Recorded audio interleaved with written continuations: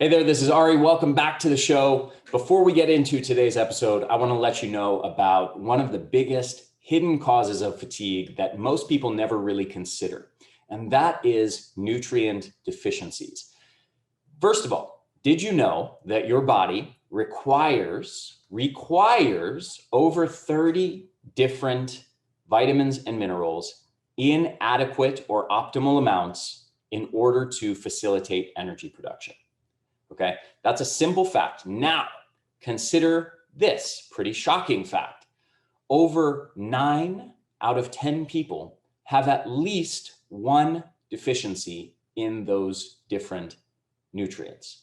Okay, now, to break it down even further, over 50% of people don't meet the recommended daily allowances for things like vitamin A, calcium, and magnesium. And if you look at data on the percentage of the population in the US that are not meeting the recommended daily allowance for many of these different vitamins and minerals, here's what we find. And this is the actual data. So you see things like deficiencies in B vitamins like riboflavin and niacin and thiamine and B12 and B6 are extremely common.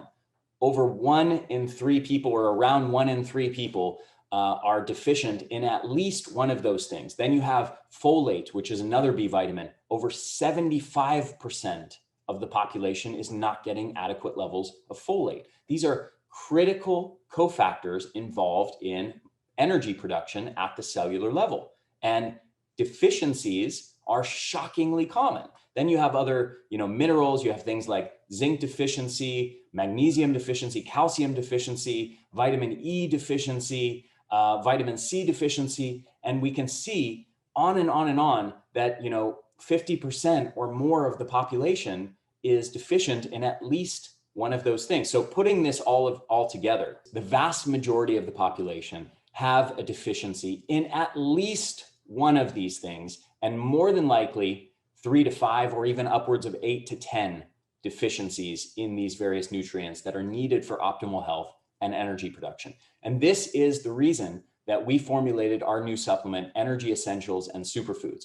It is absolutely packed with a bunch of incredible superfoods, things like spirulina, chlorella, moringa, pomegranate, blueberry extract, bilberry, all kinds of really incredible superfoods with proven health benefits from dozens and dozens of studies.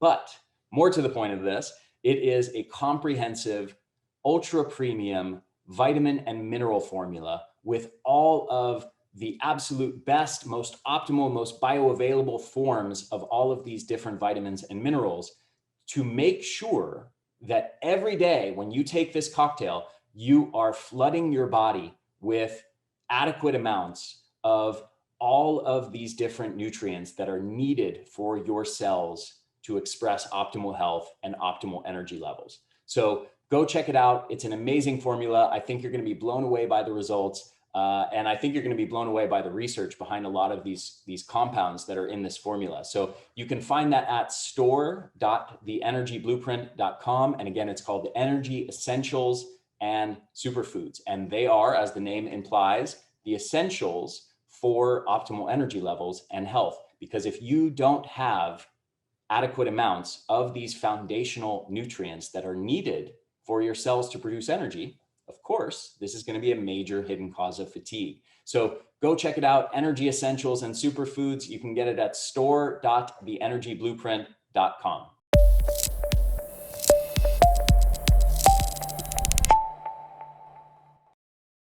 Hey there, this is Ari. Welcome back to the Energy Blueprint podcast. I am very excited for today's guest. He is someone I've looked forward to interviewing for a very long time. He's actually the host of a podcast that is one of the very few fitness and sort of body composition centric podcasts that I follow. And the reason why is he just brings such a great mind to all of those things. He's very non-dogmatic, open-minded, scientific, but also open to exploring the cutting edge, and just asks great questions and has a great body of knowledge that he's developed over the years. And I'm very impressed with him and very excited to welcome him to the show to talk all things body composition and health and weight training. And I think we're going to get into some cool stuff here. So welcome, Ben. It's a pleasure to have you on. All right, come on, man. You can't set me up like that. That's a very high standard I'm gonna have to upkeep here. I think you should start it off with like, this guy's kind of cool. He knows a little bit, and then only uphill from there. But thank you for having me, man. I'm looking forward to our conversation. He's in Mensa. He's the leader of Mensa. He's got an IQ of 290. Exactly. Here, I'll set you up like that next time. Yeah. So yeah, like I was mentioning to you a minute ago, I've followed your work for a long time, and I remember in my 20s since my teen years, being into bodybuilding and following that world very closely well into my mid 20s. And I remember seeing you in the Muscle magazines back in the day, and you were a monster, man. So you got to the Yeah. absolute, highest levels of that sport, of building the physique and becoming just a mass monster. Yeah. I'm curious what your personal story is. What led you Sure. to pursue that? I'll tell you what, it's funny that I always kind of tell the story that I was probably genetically at a disadvantage to do that. And my genes certainly just weren't well suited to be a professional bodybuilder. I was just a really, really stubborn kid. And I loved it. And it's all I wanted to do. And I wouldn't take no for an answer. So I grew up in a family of overweight alcoholics. No one had ever been fit. No one had ever even graduated. I don't think graduated high school, to be honest.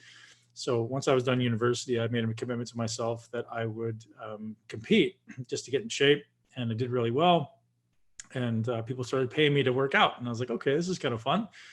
So my pursuit of professional bodybuilding was just this relentless stubbornness that I was just like, everyone, the first thing everyone said about me is like, you can't do it, right? You don't have the genetics. You're certainly not capable of doing it, and you won't get lean enough. You don't work hard enough. And I was like, okay. So I just literally like, the thing I always say is I kind of pulled my hat down and put my nose to the grindstone, and I just did it. And yeah, I made it to be one of the top 10 in the world, and it was great. It was awesome to accomplish a lifelong dream of stepping on the stage of the Mr. Olympia contest. However, I will say that it was also not as fulfilling as I would have hoped. So stepping on stage, you think you're accomplishing your life dreams, and you're going to feel like everything's just fulfilled, and it wasn't. And so what that opportunity afforded me was this incredible opportunity to start turning the light around on myself, right? So many of us ascend this proverbial mountain of the accumulation of something outside of yourself, right? It's like, I want to make money, or I want to have material goods. In my case, I want to be muscular, and I wanted to be lean, and I wanted to have people recognize me for having this great physique. When I got it, I was like, oh, this didn't change how I feel about myself. It didn't, I mean, many things along the way did change the way I felt about myself, but the act itself, the accomplishing of the goal itself wasn't the win that I thought it was going to be. And I started reflecting and realizing that the process was really what I loved. I didn't even want to compete anymore. I was like, I just love getting better every day. I love challenging myself every day. So the lesson in there for people is, the ascension of any proverbial mountain is wonderful, right? And it could be, I want to make money, but it's not for the sake of the money, right? And one of my great mentors, who I look up to still, even though he's passed, is Jim Rohn. And he said, don't set the goal to be a millionaire for the money. Set the goal for the person it makes of you to achieve it. And that phrase really holds true in my bodybuilding career. It was like, man, no amount of muscle will change the person you are, but it's the person you become in the process. It's the character, the discipline, the virtue, the persistence that I developed along the way that has given me this, this bulletproof confidence in my ability to follow through on anything, right? So I have this this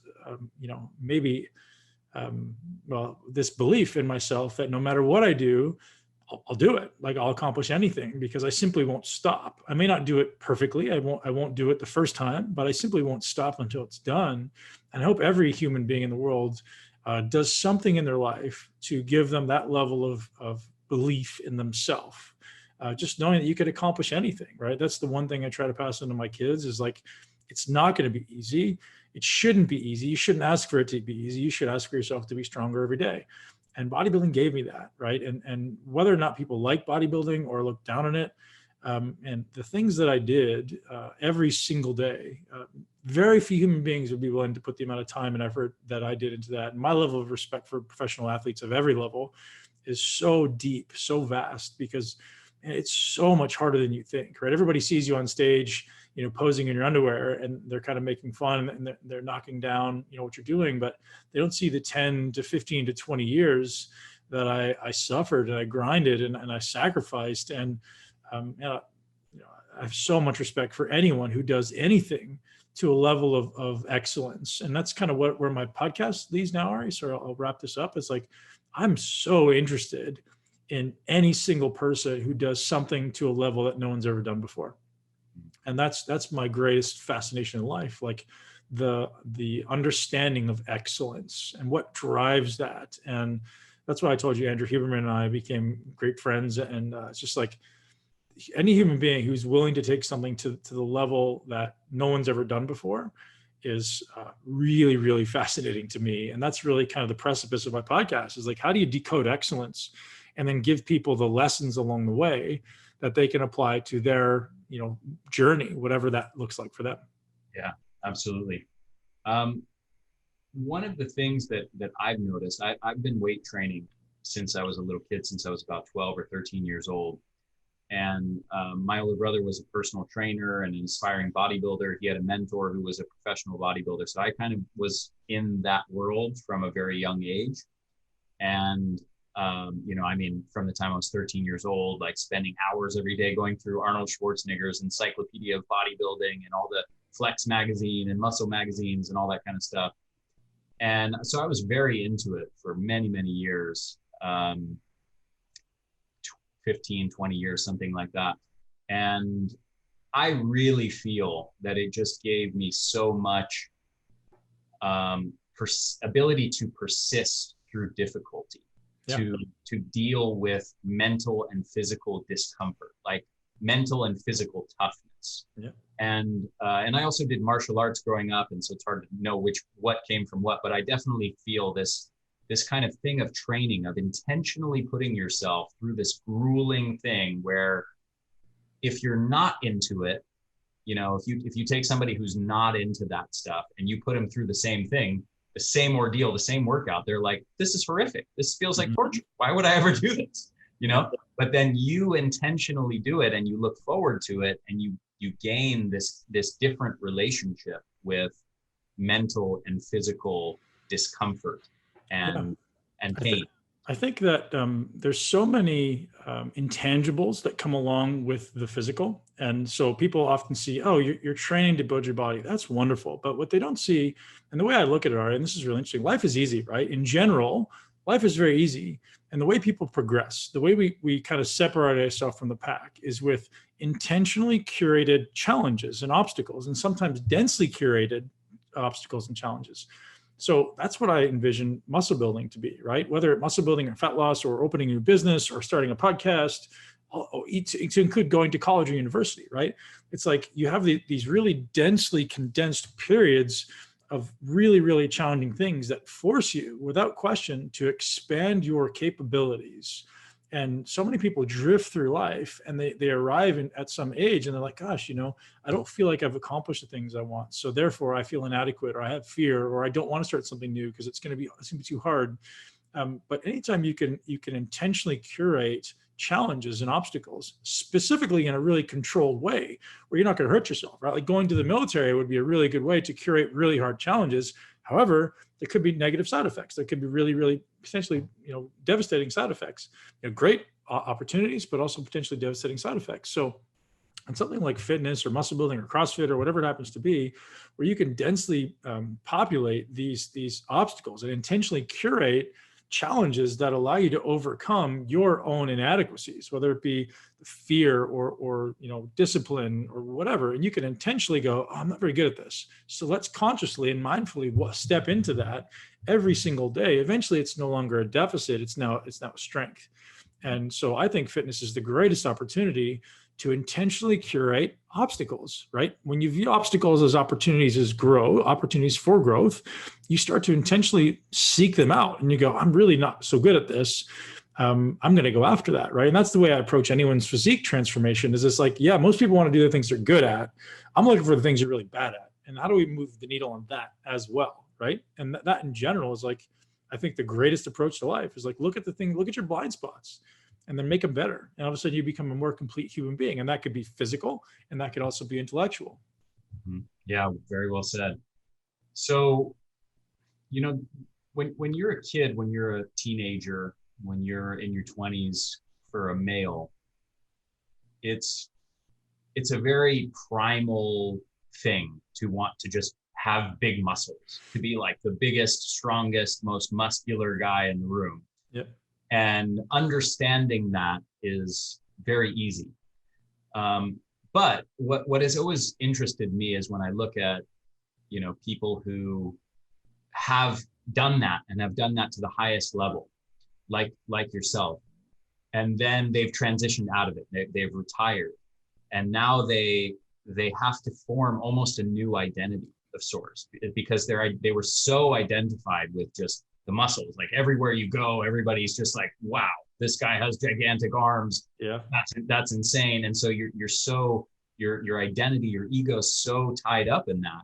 But then when you retire and then you make the transition out of that world and your body shrinks a lot and now you look more like a regular dude, I feel almost like there's this, and you're still a pretty big dude, by the way, but you're more of a regular dude than the freak you once were.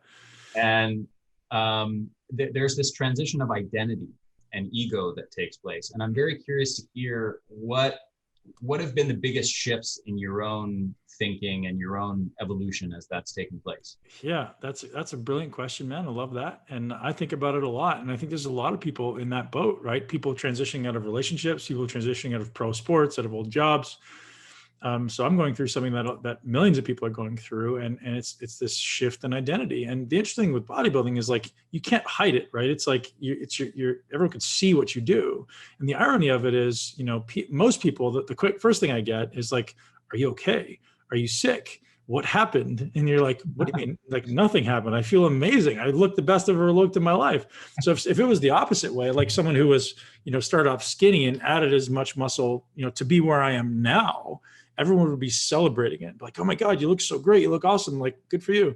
Whereas if it's going the other way, everyone goes, oh, what happened? Are you sick? Are you okay? And I'm like, no, man, I'm just like, I have a different goal now, right? I want to live long. I want to be strong. I want to be happy and help with my kids. I want to be able to play sports with my kids. And so it's a very interesting transition, right? And mostly because of people's perceptions. Like personally, I feel great, but when it's every single day, everyone's like, "Oh man, you know, you used to look so much better." Or you're something like, because the world that's watching me is this muscle building world who knew me as that. Like, oh gosh, you lost so much muscle. I'm like, yeah, I lost so much muscle. I feel awesome, man. I'm lean. I'm healthy. I'm muscular. Like, I feel great. So that's very much a real thing. That's truthfully a struggle. But it doesn't really affect me. Like I see it, I perceive it. It's almost like I'm witnessing it, and I almost like laugh it off, right? So I think that my ability to become maybe aware and step out as the observer, rather than being in it and being emotional about it, has really afforded me a great opportunity to not get sucked back in. But one thing that was an advantage for me, and I always said this during my career, and it seems like everyone else doesn't think this way, but I did, was I never saw bodybuilding as who I am. I saw it as what I do. And most bodybuilders are like, oh, I'm a bodybuilder. I literally, after I competed as a pro for years, I never told anyone I was a bodybuilder. I was like, yeah, like I train, I love to train, but I would never self-identify as a bodybuilder. And yes, it's what I did, but it was never really my identity, right? So I wanted to be known as someone who was an intellectual. Maybe I was a business guy. Maybe I was a good person, like, but it was never the first thing I said. And you get these like 17-year-old kids who've never competed in their life. Like, I'm a bodybuilder. I'm like, oh, that's interesting. I'm like, yeah, or I'm a physique competitor. You're like, oh, okay, cool. But so that identity piece was something that for whatever reason, I never really got sucked into. Like, I don't know if that's the right statement, but I just never really identified as that. And so it maybe helped my transition out a little bit, but you're absolutely right that it's still in my mind. And I guess in my brain, it's just my conversation with those people that make those comments is like, yeah, I do look different, and I have a different goal now. I want to live long. I want to be healthy. I want to feel awesome. I want to have a great family. I want to have a great business. So therefore, I was blessed enough to mentally let go of that. And a lot of people can't, right? A lot of people really can't. I know a lot of old school bodybuilders who still just linger around shows, even though they don't compete anymore, to still get the attention and still get the accolades, because that's the only place where they're significant. So I've been able to transition my life and look for new significance in other things that I do. And that's with my family and my business and whatever. So it's really this shift in values, right? So when I was training, like being the best bodybuilder in the world was my highest value and nothing else mattered. And then you insert kids, and then you insert kind of this shift in purpose in my life.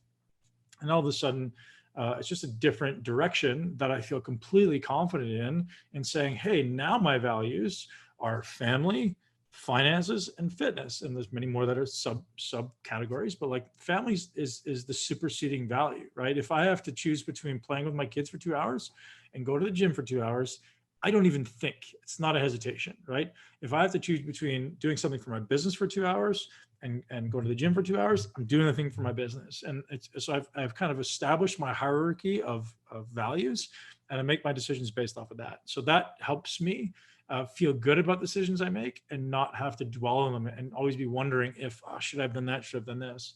So creating that hierarchy, that value ladder has been very, very useful for me. Beautiful. There's a whole bunch of people listening right now that probably are wondering, why should they pay attention to some, big muscly bodybuilder guy? They have no interest in that world. So what is it about weight training and muscle mass that even those people who are just interested in, maximizing their health, their longevity, and their energy levels should be aware of? Yeah. Well, I think the simple way to think about it, Ari, is like, I don't have to want to be Warren Buffett to want to make money, right? I don't have to want to be a Mr. Olympia competitor to want to have a lean, healthy, and muscular body. But there's certainly something to be learned from Warren Buffett, right? And maybe I'm not Warren Buffett of the muscle building world, but I certainly took it to a level that most humans will never be able to experience. I learned a lot along the way. Most importantly, what not to do, right? Where not to focus your attention. And I think the worst thing to do is to train in a way that is mindless in anything you do, right? Whether you're walking or running or cardio or CrossFit or anything, the biggest opportunity that I think exists in exercise, on top of building the foundational health of your system, exists in doing things in a way that integrates the body and mind, right? So some people think of the body and mind as these two separate entities. And I'm sure you've talked about this on your podcast, is like these things are inextricably linked. You can't separate the body and mind. So as I train the body, I am also unequivocally training the mind.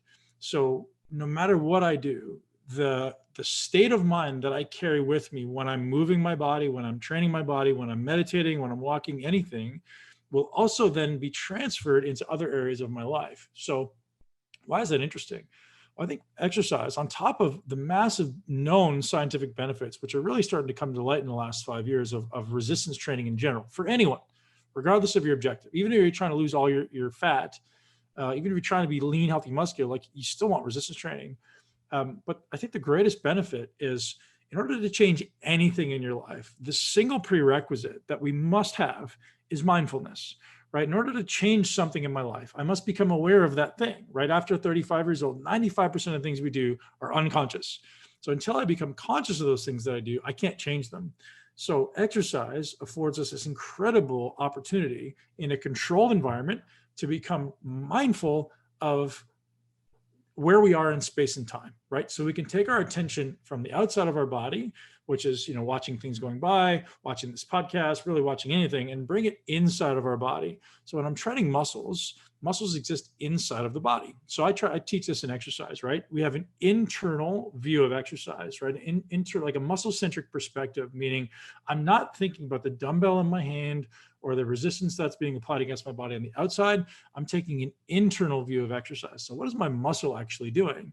So you're shifting that focus from the outside of the body to the inside, eliminating all the external variables, all the external noise and signals and sensor input coming in, bringing your attention inside of your body. And that single act of shifting your attention from what's happening outside of the body to inside of the body, even if it's for a split second to begin with, is an act of mindfulness equivalent to meditation, right? So it's like we're having this single point of focus. It's a meditative experience that also gives me the amazing benefit of resistance training on my body. So whether your goal is to change your finances, change your relationship, change your health, become aware of it. How do we do that? Intentionally curate periods throughout the day that are mindful, right? And it could be 3 to 5 minutes at a time. And one of the ways I explain this to my clients is like, all right, let's say you sleep 8 hours a day, which would be ideal. That leaves you 16 hours of the day for the rest of your life. So at this point in your life, those 16 hours of the day are filled up however they are. It doesn't matter. And we want to start slowly punctuating the day with bouts of mindfulness. And it could be ideally when we wake up, and then maybe it's before we eat, and then maybe it's sometime around midday, and then it's sometime around before dinner, and then again before bed. And we're punctuating with these little momentary increments of mindfulness. And if you start eventually punctuating it enough times and frequently enough, then they just start to overlap. It all starts to run together. You become mindful in your life. You're more effective at your relationships. You're more effective at your finances, at your business growth, at everything you do. And exercise can be the root of that, right? Exercise can be the opportunity that allows you to stop for a moment and pause and bring your attention inside of your body, right? So when I go into the gym, I can go in there and be mindless and go, oh God, I have to do this. And I'm just mindlessly moving a weight from point A to point B. I call it swinging weights like a monkey. It's like monkey see, monkey do, right? It's like this mindless stuff. Or I can go in there, I can use it as an opportunity to connect with my body, connect with my mind, and ultimately use it as a mindful endeavor. I think, hopefully that makes sense. And hopefully that's a really, the power of that is coming through in my words. I'm like, gosh, if I could just implement that once a day, or maybe it's like a couple times a day in really small bouts, I can start to change the way I view the world, right? It's no longer reactive. I can now create it.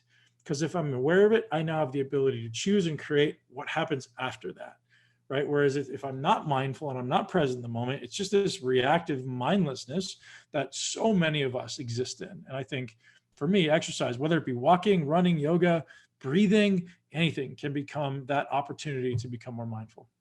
Beautiful. Speaking about weight training specifically in terms of the benefits, like health benefits, irrespective of everything that you just said, but let's say there's some people out there who are, they understand that exercise is healthy, and maybe they go for walks and they ride a bike and they swim or do Pilates or something like that, but they've never done weight training before. What would you tell those people about weight training, about understanding the importance of it? Yeah, well, I think it's important for everyone to know that after the age of 35, we're losing 10% of our muscle mass per decade. So when you start off with a low amount to begin with, and you don't do enough to maintain it, it's continually going to be going down. When you start to reach your 50s and your 60s, sarcopenia is so immense that it's really slowing down your metabolism, slowing down your body's ability to use nutrients, ultimately driving up the likelihood for osteoporosis and Alzheimer's and all these nasty things, heart disease, all these nasty things that we simply just want to avoid. Weight training, in my mind, and in the mind of many scientists, is the single greatest opportunity to reverse that, right? The more muscle we can keep, the more we can resistance train, the more our body is equipped to dispose of nutrients that we consume, right? To utilize the nutrients we consume, to improve the function of our arteries and capillaries. Anytime we're doing weight training, we're burning exponentially more calories than we do when we're doing aerobic training. Like, there's so many benefits, on top of, as we just spoke about, the brain building benefits, like the any type of complex movement, as you know, Ari, whether it be weight training or any new skill, is fantastic for increasing brain-derived neurotrophic factor, which is the ability to effectively build new neurons in the brain, right? So we're helping the brain establish new connections and maintain a higher brain function as we age. Like, there's so many benefits that, come with a relatively small dose of exercise. We don't need to be training 2 hours a day, right? If you can get in the gym and train for 20 to 30 minutes or 20 to 40 minutes in an effective way, doing it correctly for your body type, the benefits are just innumerable. And I don't know if that's kind of vague, but that's, a great place for the listeners to start. Yeah, beautiful. Okay. I'm curious what your personal workout routine looks like and how it's evolved since your bodybuilding days to now, given that, you went from like maximum muscle is my only concern to now, like, hey, longevity, time with my family, being functional, living a long time, those things are bigger concerns for you now. Yep. How has your own personal workout routine evolved as a result of that? Yeah, I think you'll agree with my approach. Like, there's basically three things that every human needs as far as training, right? So you need some type of resistance training and strength training. So I kind of like categorize strength training and hypertrophy together, hypertrophy being muscle building. We'll call that like one pillar. And the middle pillar, another pillar, will go mobility and stability, because as I age, I want to make sure that I have the ability to go through all the ranges I want to go through. So that's, the spine, the pelvis and hips, the shoulders and scapula, the ankles. I want to make sure that I have a mobility practice. So I have a weight training practice, a resistance training practice, I have a mobility practice, and I have an aerobic fitness being the third pillar, right? So aerobic, cardiovascular fitness. And so all three of those, I think, are my kind of three pillars. And the way I think people should approach it, I believe you must include all three. And the proportions with which you choose to implement them is completely up to you. If you want to build a little bit of muscle or get a little bit stronger, then just turn up the dial on the strength training, right? If you want to improve your mobility, just turn up the dial on that. With the aerobic training, if you need to improve that, turn up the dial on that. So is there a minimum effective dose? Sure, but it depends on your goal, right? So for me, a minimum effective dose right now is weight training 3 to 4 times a week. I literally alternate days, right? So Monday, Wednesday, Friday, sometimes Sunday will be my resistance training days. Tuesday, Thursday, Saturday will be yoga and some type of aerobic fitness, which for me is like riding my bike outside, going for a walk, going for a run, playing basketball with my kids, something that's like 45 minutes to an hour where I keep my heart rate elevated and I'm breaking a sweat. And if I find that one of them isn't feeling so good, I just simply dial it up. So I'm like, if I'm noticing my mobility is kind of not where I want it to be, I'll push out the 4 days a week and I'll add an extra one in. And it's really just this. So I found this nice balance of things that works for me. And as far as how hard I train, well, I've set some metrics for myself and I'm like, hey, I always want to be able to do this. So when I'm 60, I still want to be able to squat this much, deadlift this much, do this many pull-ups, do this much bench press, like whatever. And it's nothing crazy. But like, I think if I can sustain that almost as my marker of health or my marker of strength and sustain it over time, maybe it decreases a little bit. It gives me a good gauge of how much muscle I'm actually losing every decade, right? So regardless of where someone is now, set a standard for yourself. Like, hey, this is how much I think is good for my body weight, or this is how much I think is good for my goals right now. And I'm going to sustain that. And I'm going to use that as my checkpoint. Like as long as I can do this every year, or maybe I'm improving a little bit or sustaining, however you want to approach it, I think is a really good way to think about it. And with the mobility stuff, if something starts to hurt, I know it's a mobility problem, right? 99 times out of 100, if something starts to get hurt, it's like, oh, okay, something here isn't moving correctly. I want to do some mobility stuff. Now I will asterisk that mobility is not the same as flexibility, right? It's not just stretching. So the audience out there, if you don't understand that, it's not just about passive stretching. It's also active mobility work. And I won't get into that unless you want me to already, but it's important to know that there's a difference between active and passive mobility.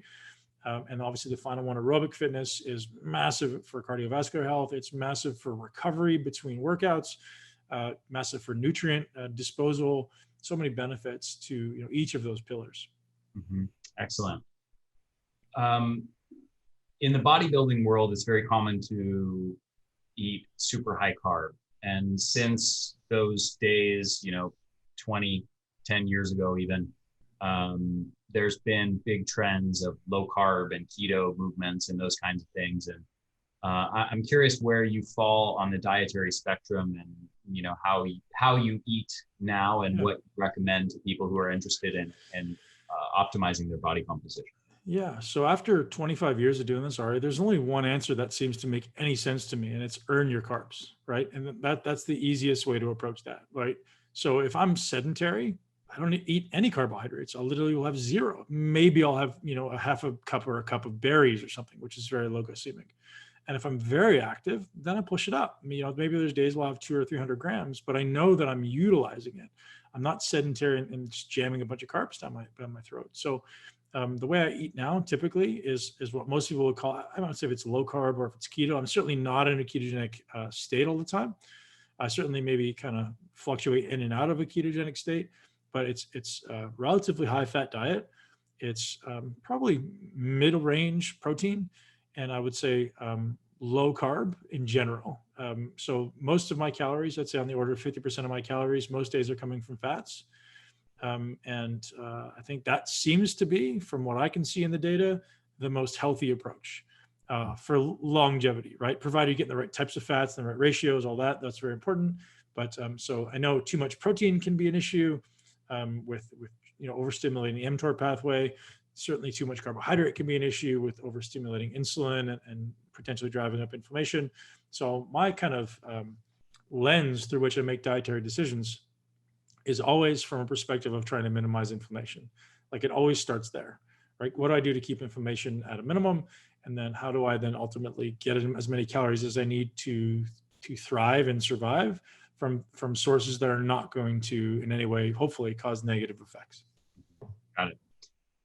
What in all your years of doing this, what do you think are some of the biggest like hacks as far as improving body composition? Obviously, in the pro bodybuilding world, you have the whole world of steroids, which is it's considered a big hack. And then there's things, there's pro hormones, there's SARMs, there's peptides, there's all these other things like that. There's different technologies that people have put out there and different ways of, computerized weight training, resistance training, exercise, and all these kinds of things.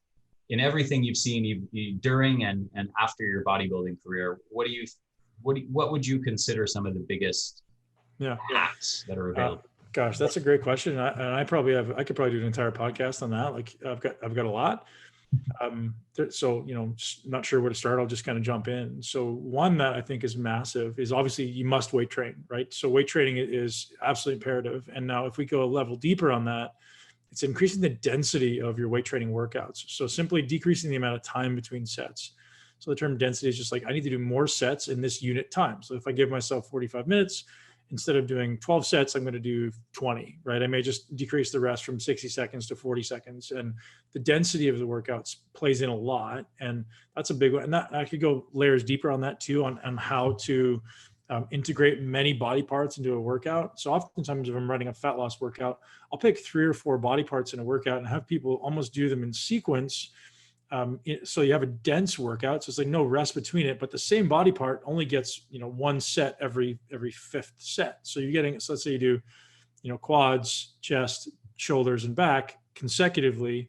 You're doing them like 1, 2, 3, 4, rest, and then repeat. And so you're doing a really dense workout. So your heart rate's getting up, your total caloric expenditure is going up, but that muscle itself isn't getting huge amounts of fatigue. So you're giving it enough time to recover. And the reason we do that is because if we give that muscle time to recover, one, our performance tends to remain higher. So the quality of work can remain higher, and we don't tend to create a huge amount of muscle damage. So most people who are trying to burn fat, we don't want to generate huge amounts of muscle damage because often we want to train with a higher frequency as well. So that's another thing. So if we're doing high density weight training, we can also potentially do high frequency weight training. Which means maybe training the same body part every other day, or all body parts every other day. Maybe it's full body. So that's one approach. One thing I think is massive is having periods where you're hungry. And I think most humans who have a hard time losing fat have some negative association with being hungry, right? Like if I get hungry, I get into a panic. I start to panic. I have to eat now. Whoa. What if we started to flip that paradigm to I'm hungry, therefore maybe my body is burning fat, right? That's interesting. Very, very important to think of, like when I feel hungry. When I was competing, I used to smile when I was hungry. I used to train myself. I'm like, yes, I'd smile because I know my body's tapping into those calorie reserves. That's important. Also, speaking of weight training, it's so important to learn to train your body to ideally use more fat for fuel than it does carbohydrate for fuel at rest. And so there's a lot of things we can do for that. The primary one is improving our aerobic fitness, allowing our aerobic fitness to be slightly elevated, or fitness to be slightly elevated, meaning when we're doing basic daily mundane tasks, our body isn't burning carbohydrates for fuel. So the primary kind of things that influence that are stress, heart rate, respiration rate, right? So if our heart rate is and respiration rate is elevated, the body tends to burn more carbohydrate as fuel. So we want to keep our breathing rate down, our heart rate down, and ultimately our body will then use more fat for fuel at rest. That's important because if we start burning through carbohydrate when we're kind of doing mundane things around the house, well, then when we go to train, we have no energy. We're going to be fatigued, right? And then when the body runs out of that carbohydrate, it's going to start burning muscle. We don't want to do that. So, training that aerobic fitness, training that CO2 tolerance, which I'm sure you've talked about on the podcast before already, like improving your CO2 tolerance, your body's ability to tolerate CO2, so your aerobic fitness improves, is really, really important. As far as a few other things that come up, there's massive benefit in daily sunshine. So the UV light that we can get, the infrared in the morning, the UV in the afternoon has been shown to have significant influence on our satiety, on our vitamin D levels, on our insulin sensitivity, so many benefits to daily full body light exposure, light in the eyes, light in the body. All that is massive. It's the subject of my next book, by the way. Oh, dude, wonderful, man. Yeah, I'll be the first customer. But yeah, man, there's so many things that are just little hacks, right? And to include sleep. Gosh, like prioritizing sleep, best practices for sleep, massive. And I think one final one that I'll say before we move on is one of the reasons people fail is in their environment isn't set up in a conducive way to allow them to succeed. And our environment is probably one of the single biggest triggers for behavior. So if I'm sitting in my kitchen constantly, in my kitchen, I have this, or maybe I sit on my couch and I have this association in the couch with snacking. Well, as soon as I see that couch and I walk in the room, my brain wants to go back into that snacking mode, right? So the environment that we set up around us and the habits we create in those environments are massive. So one of the first things I work on with a lot of my clients is like, hey, what are those environmental triggers? What happened exactly before you cheated on your diet? What happened before you had those snacks you shouldn't have? And let's look at what those triggers are environmentally and remove them or use them as a signal to create a behavioral change. So if I see that, Ari, every time you walk into the kitchen and you open the pantry, your brain goes, cookies. I go, okay, awesome.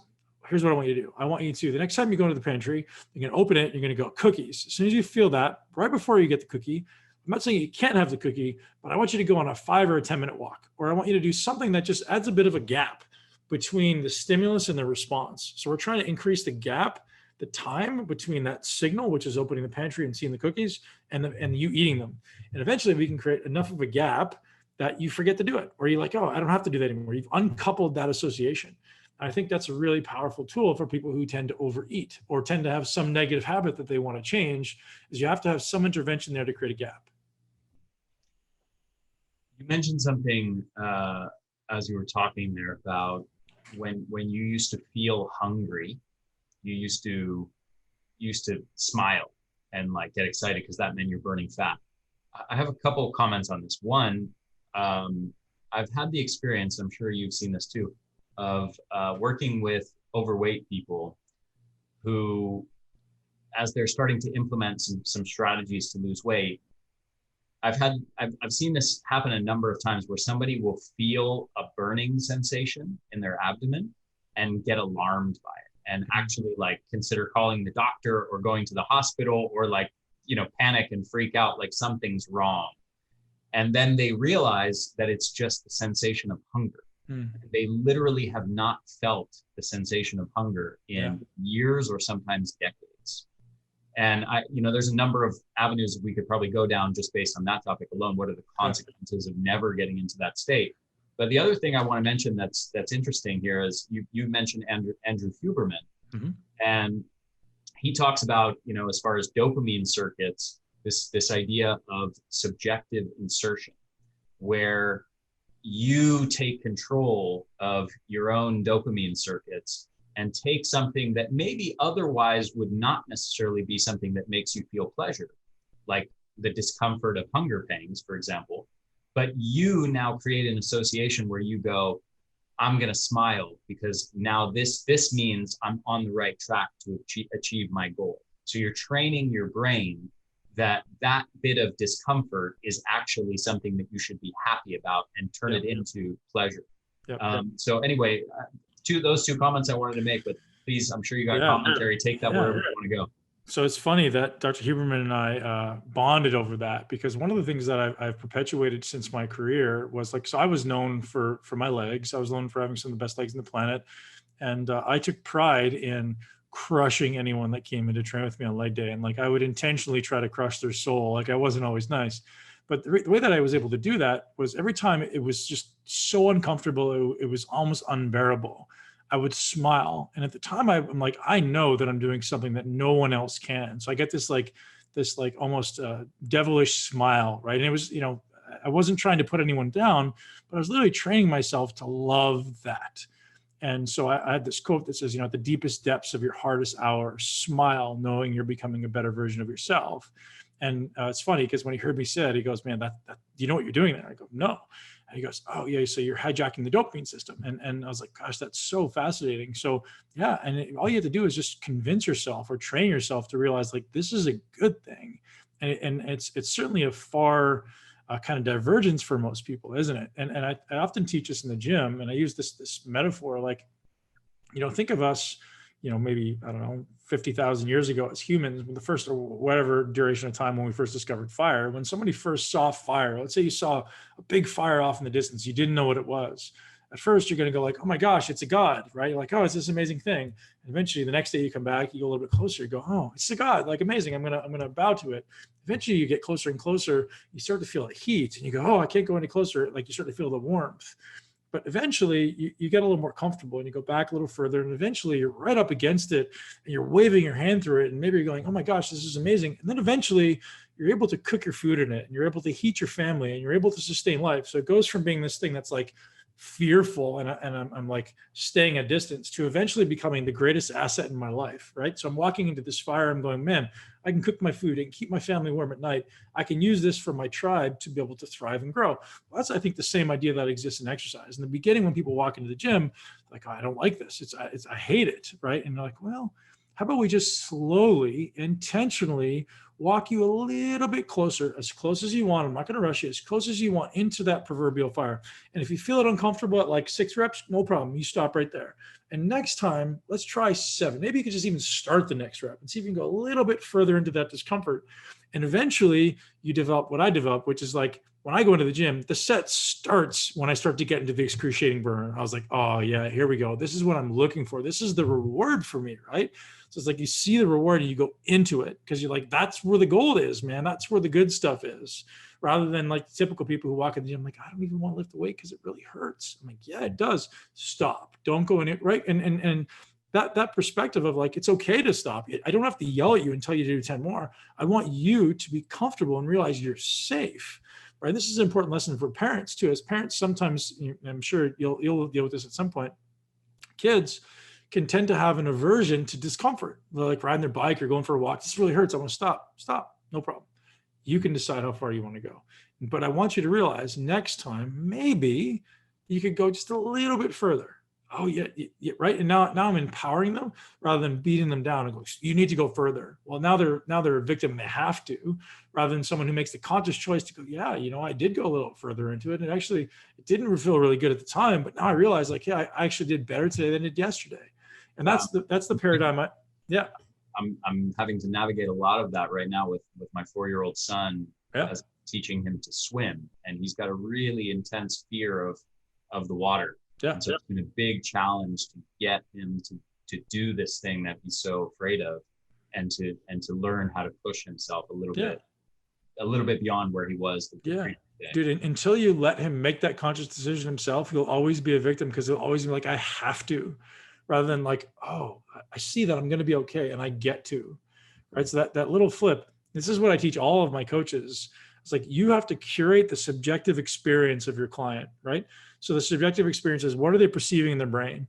And you have to intentionally be aware of that, this high level, meta level awareness of like, I see what you're going through in your head, and I'm going to let you stop wherever you're comfortable. But I'm going to be aware of curating it and going further and further and further each time, to include like the subjective experience of, did I enjoy this? How do I feel or not? And progressing that in whatever way you can, is kind of a high level approach to helping anyone with behavior change. Yeah, well said. You talked about some of the biggest hacks that you've found to developing the body physically. What about mentally? I know this is something that you've really explored, especially since retiring from bodybuilding. Mentally, spiritually, what would you say have been the biggest sort of revelations or biggest tools in your tool belt that you've discovered, daily practices that have become important rituals for you? Yeah. So I think owning the bookends, right? Owning the morning and the night. I mean, everyone talks about it. There's nothing new there, but I really talk about this intentional creation of your mind. So when I start my day, I can wake up and have the world create my mind for me. I become a victim, or I become reactive to the world around me, or I can sit down and intentionally curate my who I'm going to be that day. How am I going to show up for my kids? How am I going to show up for my business? I can sit down and literally create joy. I can create gratitude. I can create, discipline in my mind before I ever approach any of the day's whirlwind, right? I could sit down in meditation, or I could sit down just by myself and ask myself, who am I going to be today? How am I going to show up? And I start to visualize it. And I see myself being the most loving dad in the world. I see myself being the most inspirational leader to my community. I see myself being a really focused, disciplined leader in my business. And I'm just envisioning that. I'm like, what does that look like? And what does that feel like? And how do I show up in those? And you create these avatars, right? Like, how do I show? And so for me, it's like, it's business, it's family, maybe it's fitness. And the business can kind of be separated into like my external tribe and my internal team. How am I showing up for those people? And so I'd like to curate how I'm going to show up. And that way, any whirlwind can be thrown at me. And I've already intentionally decided who I'm going to be in that moment, right? I've intentionally decided how I'm going to show up. And then it's this calm confidence that I'm unshakable, right? It's you could throw anything at me and it doesn't change who I am. It doesn't change how I react. I'm just going to approach it with the same logic and rationale that I would otherwise, right? So many people just kind of jump into the day and they start getting into problems and getting into obstacles and they become reactive. I think that's probably been the biggest thing I've done. And then stacking on top of that, asking yourself, what are the most important things you can get done every day? And it's only 2 or 3. You're kind of your primary and your secondary list of tasks, and you get those primary things done. If it's 2 or 3 things, now you have a sense of accomplishment, right? Now you have that dopamine pathway, being that reward pathway going off. I'm like, oh, I feel good about myself. I feel confident, right? And taking confidence into any situation is always a win. Whereas if I don't have those things, even if I'm accomplishing things every day, if I don't like intentionally write them down and go, yes, that's what I wanted to do, I don't know that I'm actually moving the needle. So I don't get the same dopamine response. You can get a million things done in the day, but if it isn't like the big things that you wrote down, there isn't that constant pursuit, that constant movement towards somewhat worthy ideal. And then maybe you start losing motivation. You're losing out on the opportunity to gain motivation. You're losing out on the opportunity to gain confidence. Whereas a simple act of like just writing down just a couple things I want to do today, complete game changer, man. And I wish somebody had taught. I know it's funny that I've heard that, and you've heard this a zillion times since I was 18. Everyone's like, you got to journal every day, but nobody could ever explain it in a way that I was like, yeah, that makes sense. It was like, just journal. I'm like, what am I writing? What am I journaling about? Well, I think it's like, hey, write down, what you want to do in this month or this 3 months, and then what are the 2 to 3 things you can do today that will ensure that you're moving in the right direction. You don't have to get to the goal; just move in the right direction. Eventually, you get to the goal. And I think that simple practice, if people could do that every day, would completely change their belief in themselves. Mm-hmm. Beautiful. So you've given a ton of practical tips, mental, physical, nutritional. I want to wrap up since we only have a couple minutes left here. I would like to just ask you if you could say to someone who maybe has no experience with weight training in the world of muscle building, bodybuilding, but they're interested in maximizing their health, their energy, their longevity. Where should they start with everything that you've covered here? What would be your top 3 recommendations for them to maximize, to optimize their body composition and get results in the fastest time possible? Yeah, Ari, you'll know this, man. Like sometimes the most important things are not the sexy things. And I've got this kind of 3-word acronym that I use is like breathe, walk, meditate. That's it, man. And if you can't do those things, everything that stacks on top of that simply won't work. Like if you can't breathe effectively, walk effectively, and meditate, everything else simply won't be as effective, right? You could try to train as hard as you want. If your breathing is inefficient mechanically, inefficient biochemically, you simply just won't do it. Nothing can be optimized, right? So breathing and walking are the most functional things we do as humans. And so breathing, there, believe it or not, there is a right and a wrong way to breathe, right? There's definitively like the most optimal way to breathe. And it may be different person to person, activity to activity, but there's certainly some foundational things that we should all be doing with our breath, and to include the way breathing influences our posture, right? We get all these people saying, hey, I'm gonna go to the gym and improve my posture. No, you're not. The likelihood of improving your posture in the gym is 0. Like the guy who, like I'm helping people build their body. I've never seen someone improve their posture by weight training. What improves their posture is by improving their breath. Why? Because we breathe 22,000 plus times a day. The 1 hour, the 15 minutes you spend in the gym trying to train those postural muscles is not going to do anything until you change what your body is doing unconsciously, right? So the conscious application of posture changes is futile, right? Often. because you're so tight and you're moved into those areas because of how much the breath is influencing posture. So every time I take a deep breath in, I extend my spine. Every time I exhale, I flex my spine forward. And oftentimes people's breathing cadence is so limited, it's so shallow that never happens. We never get a full extension. We never get a full flexion. So that's why people who are aerobically fit, people who tend to run or cycle, tend to have better posture in general, because they go through these big excursions in their breath cycle, right? If I'm running, if I've got aerobic fitness, if I'm breathing really heavy, I have bigger excursion through my breath cycle. So I'm getting more diaphragmatic control, getting more expansion of the muscles around the rib cage. That improves my posture in and of itself. So I would say that breathing, and so it's always through the nose, always into the belly, in the diaphragm, and minimizing the movement up in the chest. Walking is, the second most functional thing we do as humans, and learning how to do that in a way that is mindful. It's not just mindless.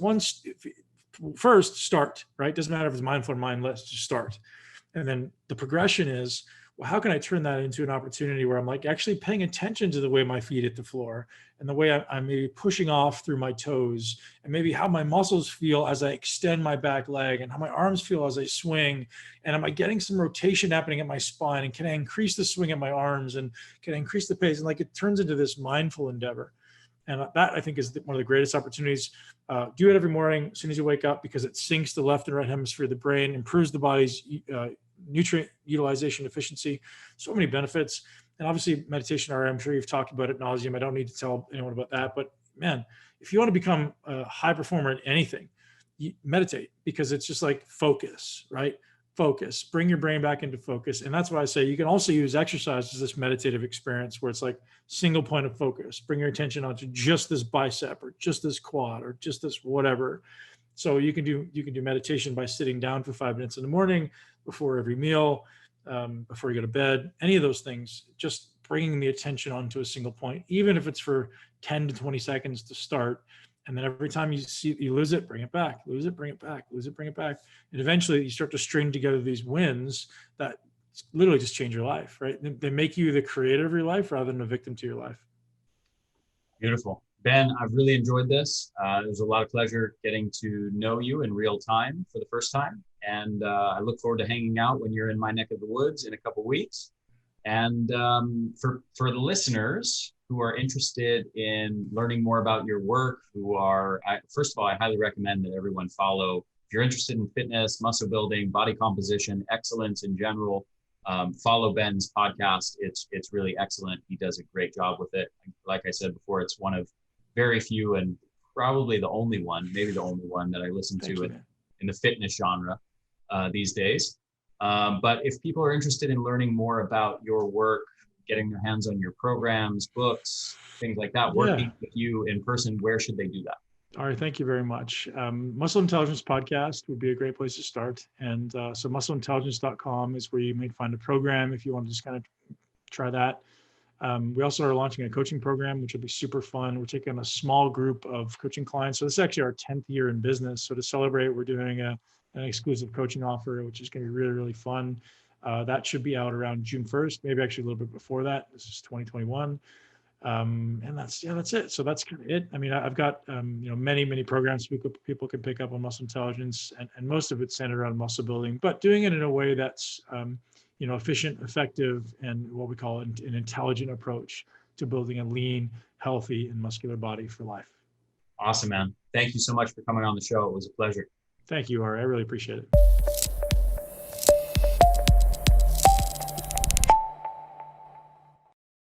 Hey there, this is Ari again. Thank you so much for listening to this episode. I hope you enjoyed it. If you did, if you found it valuable, please share it with your friends, share it with your family, help me get the word out there. Also, if you're on YouTube, make sure to hit the subscribe button and hit that little bell to get notifications every time we release a new video or new episode of the podcast. And if you're listening to this, make sure to subscribe to this podcast on iTunes or on your favorite podcast app. Thanks so much for supporting my work at the Energy Blueprint. I hope you enjoyed this episode. I will see you in the next one.